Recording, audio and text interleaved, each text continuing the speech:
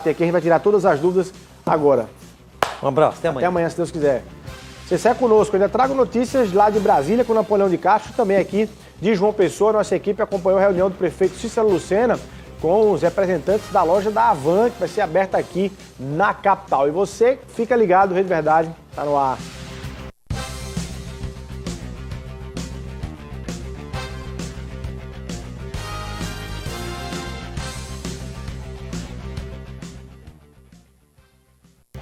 Olá, minha Paraíba, muito boa tarde. É segunda-feira, dia 29 de novembro de 2021. Estamos ao vivo, começando mais uma edição do seu Rede Verdade. Você que está acompanhando aí para tudo, você que está acompanhando assustado, receoso com essa história de uma nova variante aí do coronavírus, essa tal de Ômicron, até o nome é complicado, ela já chegou aqui na Paraíba, não chegou, tem receio para a gente estar ali assustado com ela.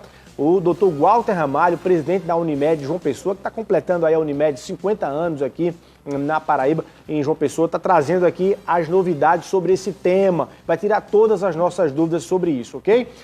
Mas antes, vamos aqui para João Pessoa. O nosso Washington Luiz acompanhou a reunião entre o prefeito Cícero Lucena e representantes das lojas da Havan. Tem a loja da Havan que será aberta aqui na capital, vai ganhar uma loja da Havan e a gente vai acompanhar aí como é que foi essa reunião para traçar ali a reabertura. Washington Luiz, é com você. Aqui na Prefeitura Municipal de João Pessoa, terminou agora há pouco uma reunião com o grupo Havan, através do seu proprietário Luciano Rank e o prefeito Cícero Lucena. Ficou definido que a Havan, que deve se instalar no próximo mês, já com a inauguração da sua mais nova loja aqui na capital paraibana, um investimento de mais de R$500 mil.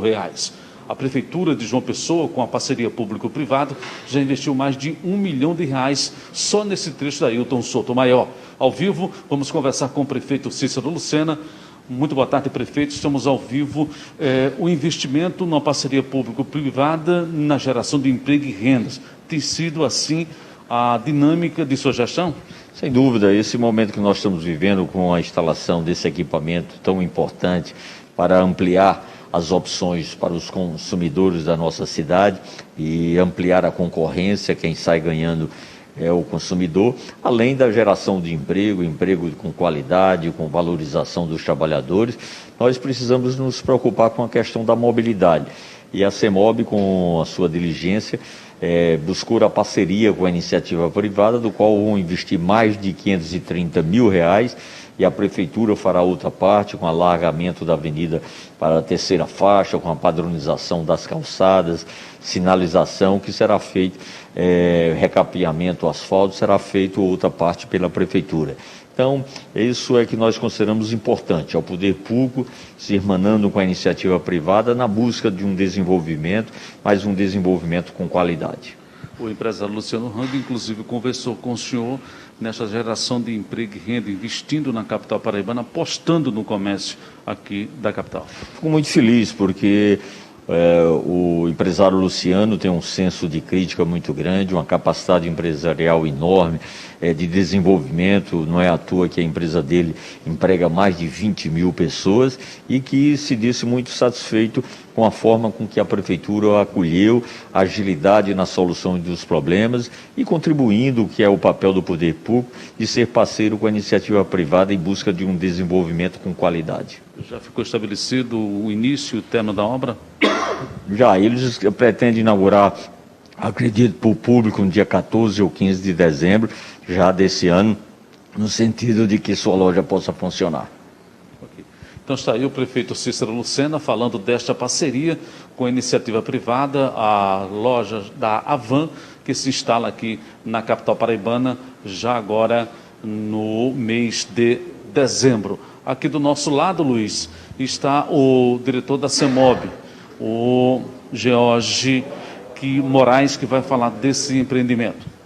Isso, um investimento de mais de R$530 mil apenas por parte da Havan, também a Prefeitura entrando com toda a parte de recapeamento asfáltico, sinalização horizontal e vertical, alargando, criando uma terceira faixa na rua Benício Oliveira e Estevão Gerson, a acessibilidade e melhoria na infraestrutura de calçadas, criando um verdadeiro binário com a Avenida Hilton Sotomayor, que é o principal corredor do bairro de Água Fria, bairro de Zé Américo, interligação à Mangabeira. Eu tenho certeza que a gente vai poder distribuir melhor esse fluxo e gerar consequentemente mais segurança viária para todos. Previsão de início no dia 6 de dezembro, duração estimada de 60 dias, e aí rapidamente a população poderá sentir essa melhoria, fruto da credibilidade do prefeito Cícero na primeira gestão. Apenas no primeiro ano, mais de R$1 milhão investidos apenas nesse quadrante. E, enfim, boas notícias de mobilidade. Muito obrigado. O senhor está aí, já previsto para o início das obras no dia 6, Luiz Torres. E no prazo de 60 dias, o trânsito está completamente modificado naquela área do Ailton Souto Maior, ali próximo ao viaduto do Cristo. É com você, Luiz. Ok, Washington, muito obrigado, muito bom. Isso vai ser investimento para João Pessoa, é geração de emprego e renda aqui para a capital, novo empreendimento, Lojas da Avan aqui na capital, muito bom, é para se comemorar para quem mora aqui em João Pessoa. E o prefeito Cícero Lucena, agora há pouco, anunciou, na verdade, a não realização do Réveillon e o fechamento da orla ali naquela virada do ano. A orla de João Pessoa será fechada, segundo informações que foram anunciadas aí pelo prefeito Cícero Lucena. O receio é com base aí nas circulações de novas variantes da Covid, do coronavírus. Líderes mundiais estão reunidos nessa segunda-feira, numa reunião de urgência e emergência, para tratar aí sobre essa nova variante que vem lá da África, tem um nome complicado, chamada Ômicron, e está ali assustando o mundo inteiro. Você que está acompanhando esse caso, quer saber mais informações, está assustado, chama todo mundo agora para acompanhar, a partir de agora no Rede Verdade, chama o pai, chama a mãe, chama seu filho, sua filha aí para a sala para acompanhar. Quem vai tirar nossas dúvidas a partir de agora é o doutor Walter Ramalho, presidente da Unimed João Pessoa, que está aqui conosco mais uma vez. Doutor Walter, muito obrigado, seja muito bem-vindo aqui ao Rede Verdade, boa tarde. Prazer, já estou ficando já caseiro, né? E naturalmente com temas também sobre a coronavírus, mas a gente vai tratar aqui também da Unimed 50 anos João Pessoa, que tem uma exposição para apresentar aí para a capital. Mas vamos para esse tema que está todo mundo ali acompanhando. O que é a Ômicron e se nós devemos ter realmente receio dela? Eu acho que o vírus Covid já mostrou, eu tenho um amigo que disse que ele é o mestre dos disfarces. Então já mostrou que merece a gente ter sempre cautela quando se trata de uma pandemia, né, dessa expressão, com impacto socioeconômico e sanitário jamais visto. Então estamos pagando um preço de 2 anos de pandemia. Acho que estamos vivendo um momento, inclusive um momento de uma certa tranquilidade que não pode ser confundida, tá? Isso é muito com negligência nas medidas de prevenção. Estamos aqui guardadas as distâncias, né? Chegamos com máscara, né? Estamos aqui sempre tendo essa cautela de manter as medidas preventivas ativas e retomar a atividade econômica. O país já pagou um preço muito alto, o mundo inteiro, né? No impacto socioeconômico que essa pandemia nos trouxe.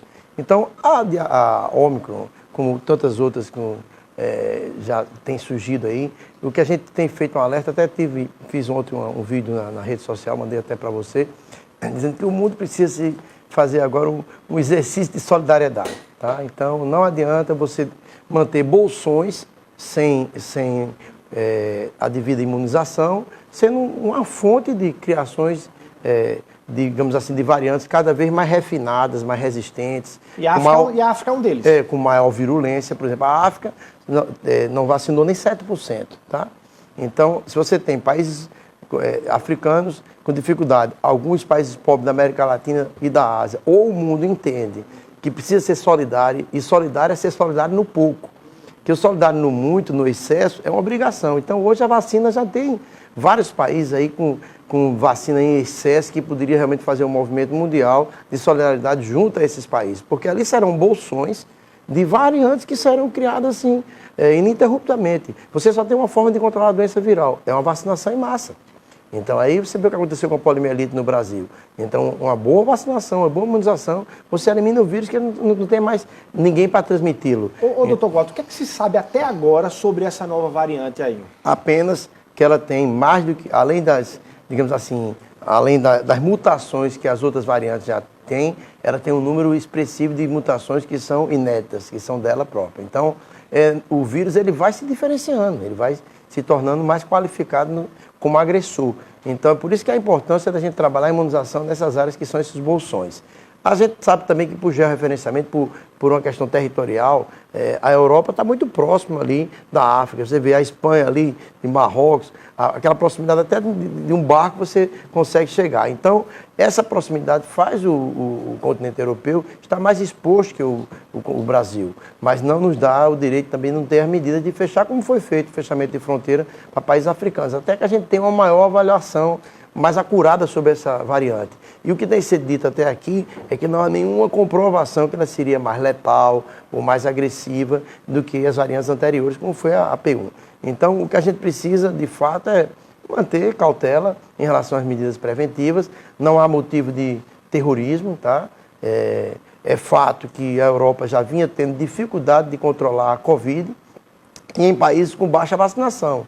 Onde houve uma vacinação como na Áustria, tá certo? Alguns países que tiveram a vacinação ali abaixo de 20%, eles sofreram e tiveram que voltar com um fechamento mais intenso, assim, medidas de isolamento mais intensas. Enquanto países como Portugal e Espanha tiveram uma situação diferente. Mas você vê Portugal já começando a ter preocupação, ou seja, a proximidade com as regiões, certo? Aparecimento de novas variantes, inclusive derivadas desse lugar com baixa vacinação. E também a perspectiva de reinfecção, mesmo em quem está vacinado. Nós temos 10 pacientes hoje internados na Unimed, tá? 9 são crônicos. 9 são crônicos. Apenas 2 não vacinados. Então a gente sabe que a vacina, toda ela, confere uma proteção de 60% a 70% para não ter a doença e de 85% a 93% de não evoluir para forma grave. Ou seja, não é uma proteção 100%, tá? Mas é um avanço importante. Agora, à medida que você vacina em massa, e isso foi o que aconteceu na variante Delta aqui, que não entrou, 2 teorias, só para completar aqui, justifica. A primeira teoria é uma guerra biológica. Tinha muito vírus da variante P1 que ofuscou a variante Delta e ela não conseguiu entrar aqui. A outra teoria é que a gente tinha uma vacinação em massa, ora por doença, que a gente estava muito contaminado com a variante P1, ora pela própria imunização, que no Brasil cresceu muito. Nós estamos aí com 74% com uma dose, 74%, 62% já com a dose completa, né? com reforço já com a vacinação completa. Então, o fato da gente estar com a vacinação em massa por doença ou por uso de vacina, ou com a imunização em massa ou por vacinação ou por exposição à doença, isso, além do fato de estar com a variante P1 em grande quantidade, não deixou a Delta entrar aqui. E a Delta passou. Isso pode acontecer com a Ômicron também? Eu acho que é uma tendência.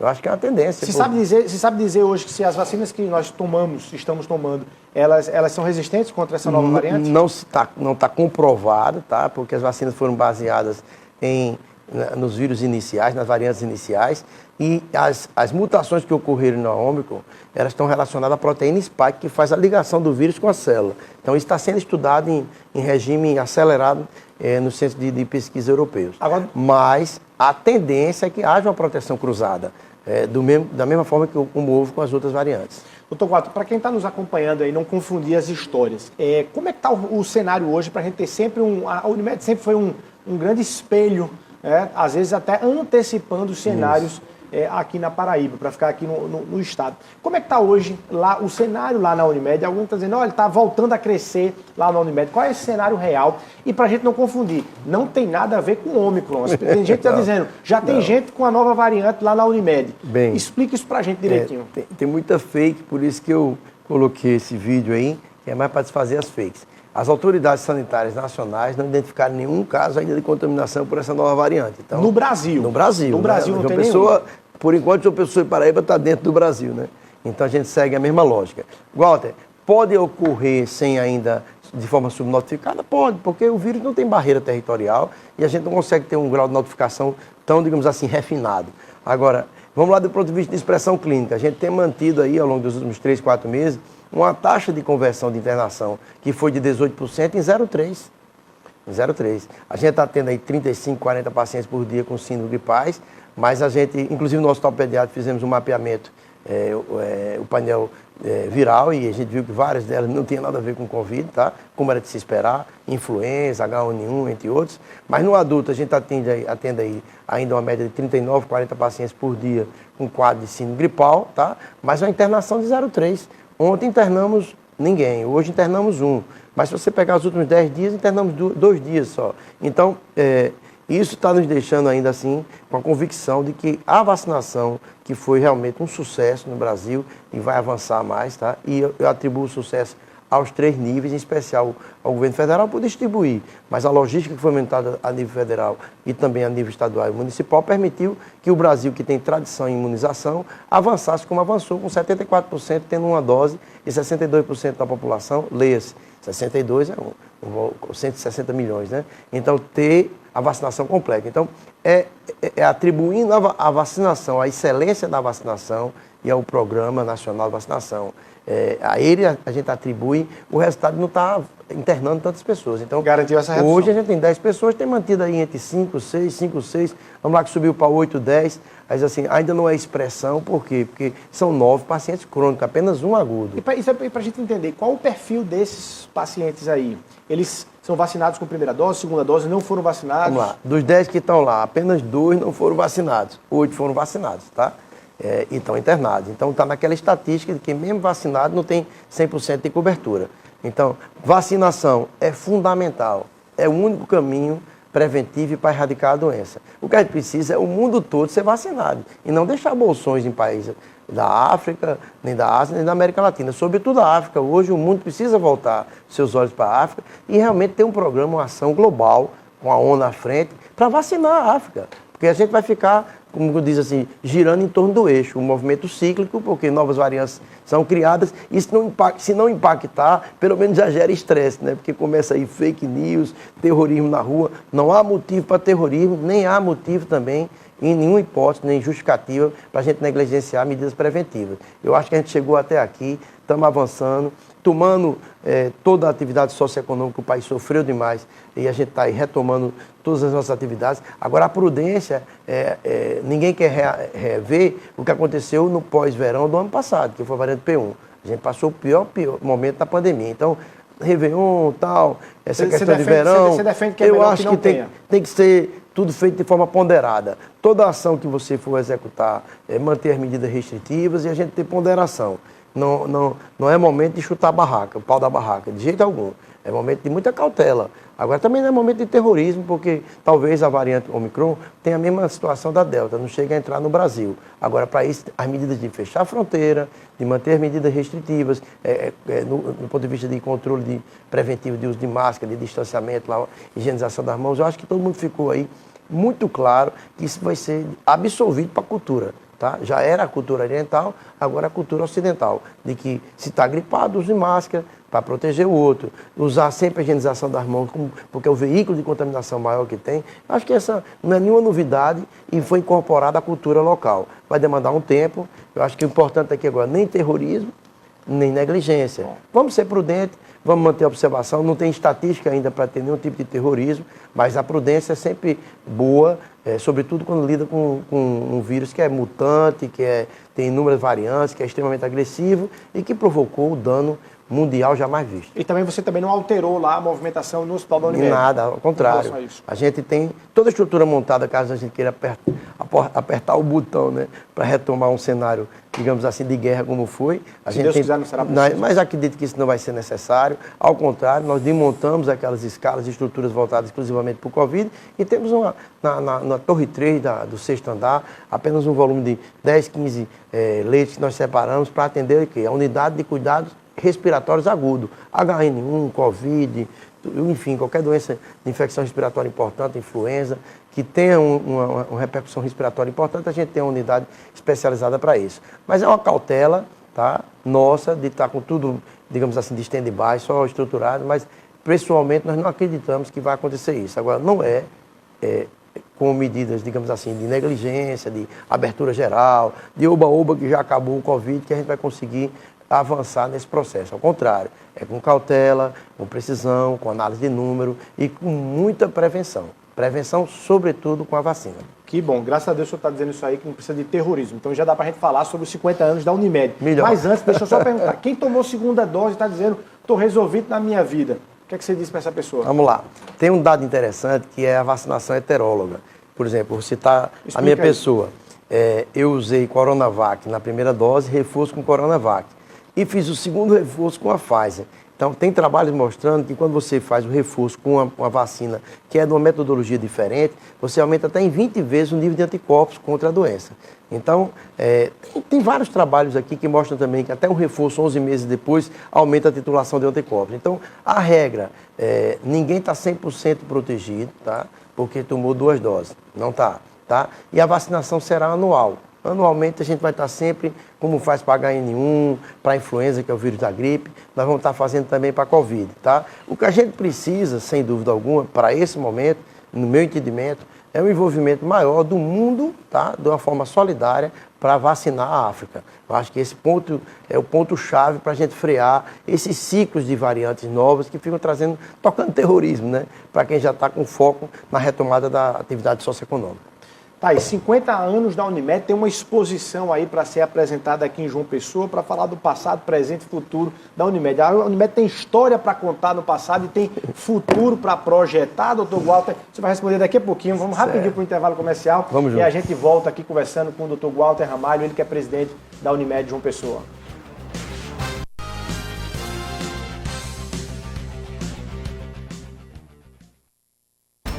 E no Frente a Frente de hoje, a gente conversa com o vice-presidente da República, general Hamilton Mourão. De que lado você está? A gente está sempre frente a frente com quem forma opinião dentro e fora da Paraíba. Em pauta, os assuntos mais comentados nas redes, com a versão de quem faz parte da notícia. Frente